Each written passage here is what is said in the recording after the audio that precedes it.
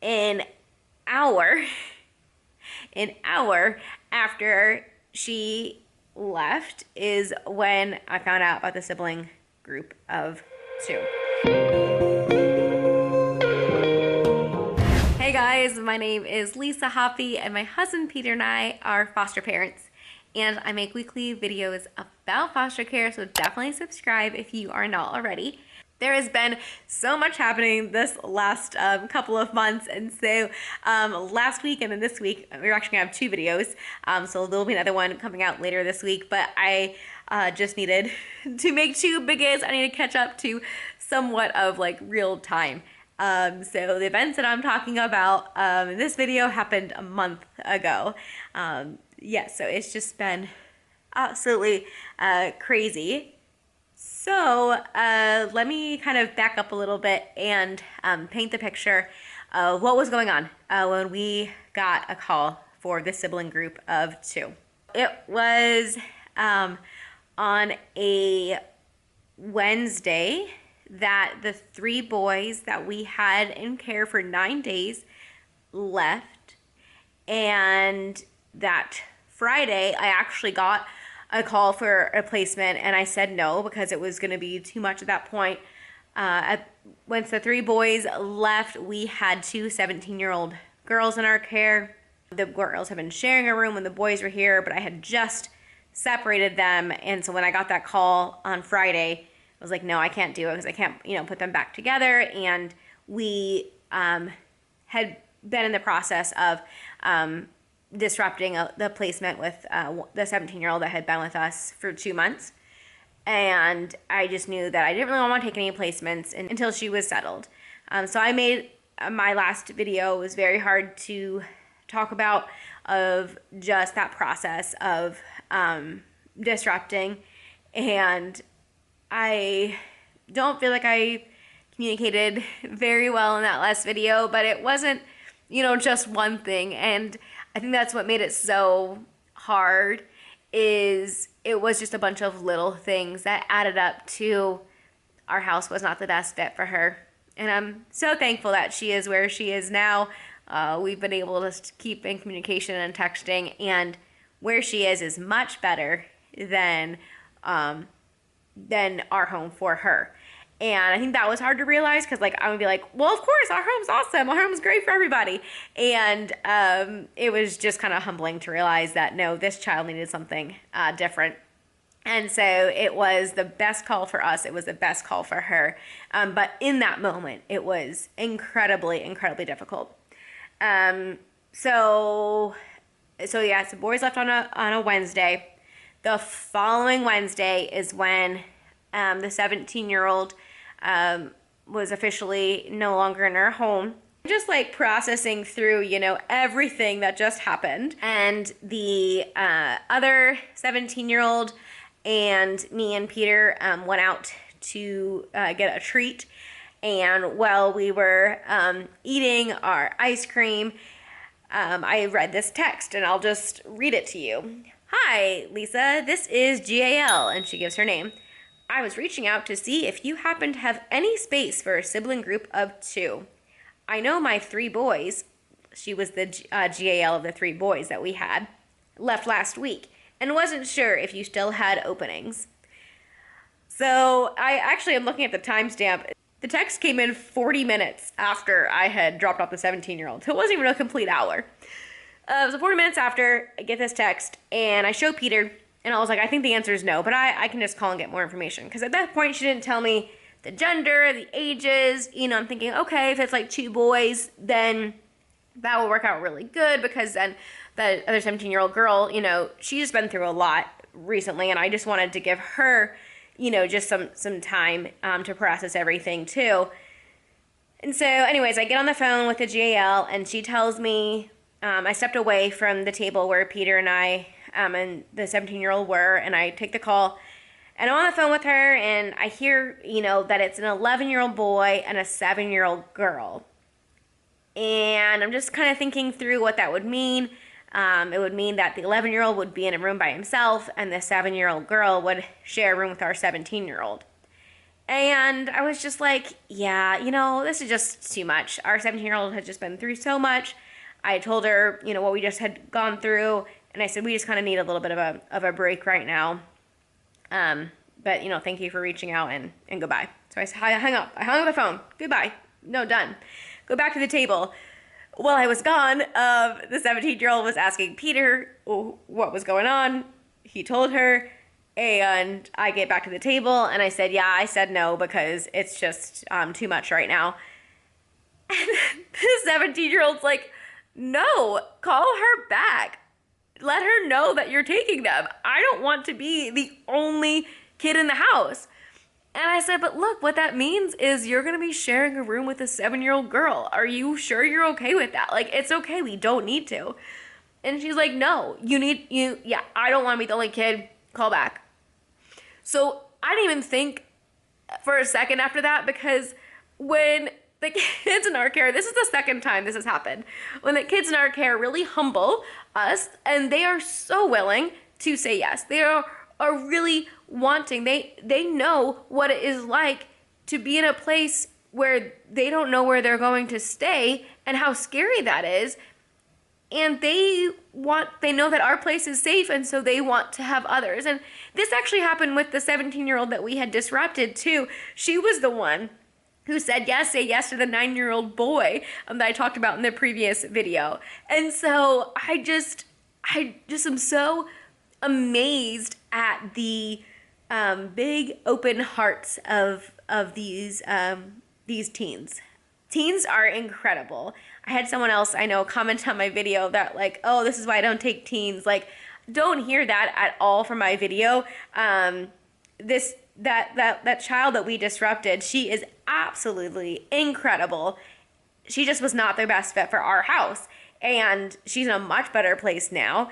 And like I said, she was the one that had really got me to be like, okay, yes, I need to keep saying yes. And then here, the second 17-year-old, she's saying the same thing. So I got back on the call with the GAL, and I said, okay, here's what our 17-year-old just said. And, you know, she was the main reason why I said no.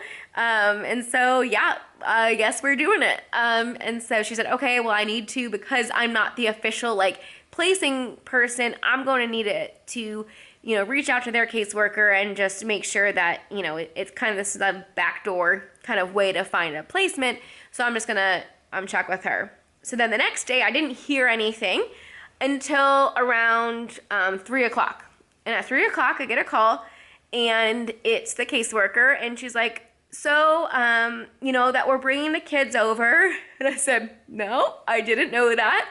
And so I said, before I say yes, I did want some more information. And so I got some more information. You know, I've made videos before of the questions, you know, you want to ask when getting a call, kind of what was the reason for removal, ask about, you know, any medical diagnoses, any behavioral needs, just, you know, kind of giving an idea of what you're saying yes to. A lot of times I don't always have the information, but it is helpful just for you to be aware of what you're saying, you know, yes to. So got all my questions answered, and that was at like 3 something, and then I think it was like 5 or something that day, then they were here. So yeah, so 24 hours, a little over 24 hours after I dropped off the 17-year-old is when the 11-year-old boy and 7-year-old girl came into our home. And it wasn't until about 2 days later, when I was telling a friend everything that had happened to us like that past week, that I realized that the call that I got on Friday, that previous week, when 2 days after the 3 boys had left, was actually the same 11-year-old and 7-year-old that we have now.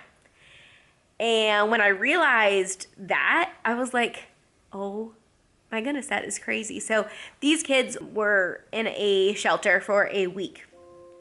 And that might upset you to hear that kids had to be in a shelter for a week, because they could not find a home for them. I think a lot of times, I think what made this hard is because it's a boy and a girl and they have to have separate rooms, and just the ages. People want to take younger kids, or they are just full. I think that's what they're running into a lot now, is people are full, and they really try to get kids settled, you know, around the holidays. I even just got another email asking if we could take a sibling group of 4, which we cannot right now. But they've been in a shelter for, it looks like, several weeks, and they're wanting to keep them together, and they're wanting to find a home for them before the holidays. And so hearing that, maybe that upsets you, and if that does, hopefully that motivates you, if you're not a foster parent already, to go ahead and get licensed, or if you are a foster parent, just to raise awareness in your community to get other awesome families who love kids and want those best for them, and are going to take the time to get trained in, you know, how to react to kids, trauma informed. I don't always do the best job with it, I'll let you know right now. But parenting kids from trauma is totally different than regular parenting. I mean, there are some similarities, definitely, but there's just a lot extra. So someone that's teachable, you know, go ahead and get licensed and become a foster parent. So these kids have been in shelter for a week, and then when they came to us, and I realized, you know, the reason I said no when I got a call from them 5 days prior was because we just could not do it at that time. I had just, you know, separated the girls again, and I did not want to have to put them back in the same room. And even if we did, like, it wouldn't have worked. Like, one of the kids would have had to sleep on a couch until that 17-year-old had moved on to another placement. And I just knew that DCS wouldn't allow that for a placement. They allow it for respite, but they don't allow it for a placement. And so we had to say no. And so that gave me some reassurance in that very day, that one of the hardest things I did with disrupting the 17-year-old was the best decision, because she was able to then go someplace else. And like I said, I told you in the last video, she was actually at a shelter. Well, what I found out actually just yesterday is because Peter was going through photos on his phone, and the photo of the 17-year-old popped up, and the 11-year-old who's with us now said, I saw her at the shelter. So they had like about 24 hours of overlap time, and so they had seen each other. So like that was crazy to think about. So crazy, right? And when I knew she went to a shelter, I didn't know if it was the same shelter, and we never showed the kids a picture and said, oh, did you see her? But, you know, Peter was scrolling through pictures and they saw her and they're like, oh, we know her. So that was just crazy. But they are very active. They are a handful.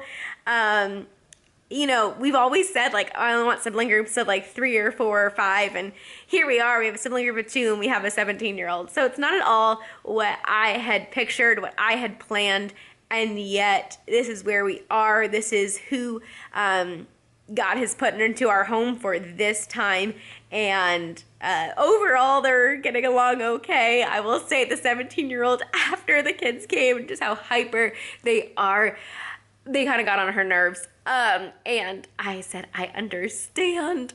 Thank you. And one time, like a week later, Peter looked at her and was like, remember, you asked for this. I said, Peter, you can't say that. You know, they are our responsibility. She's not, you know, one to parent. But I will say, it was just really, really special, because when the very first day of school, the kids had school, I was helping one with homework, and then the other needed help with homework. And so I couldn't, you know, help them both. And the 17-year-old stepped in and helped the 7-year-old with her homework. And so that was just so cool to see, and her really stepping up to like help. And as I say, yeah, man, foster youth are so resilient. They are so wonderful because of what they have experienced, the compassion that they are willing to show others. It really just humbles me, and it makes me want to say yes more, because when I think about, they're like, oh, of course, you have the bedroom space, you have the space, it's okay, we can do it, yes, say yes.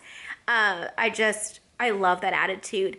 And like I said, it makes me want to say yes more, because I just know that for the time being, we are giving them a safe home until they can safely reunify with their family, or come up with a plan that is best for them. And yeah, so I'll probably share some more about the kiddos in a future video, but I just wanted to share how we ended up going from 5 kids down to 2 kids, down to 1 kid, back up to 3, all in 9 days? 9 days. No, 8 days. All in 8 days.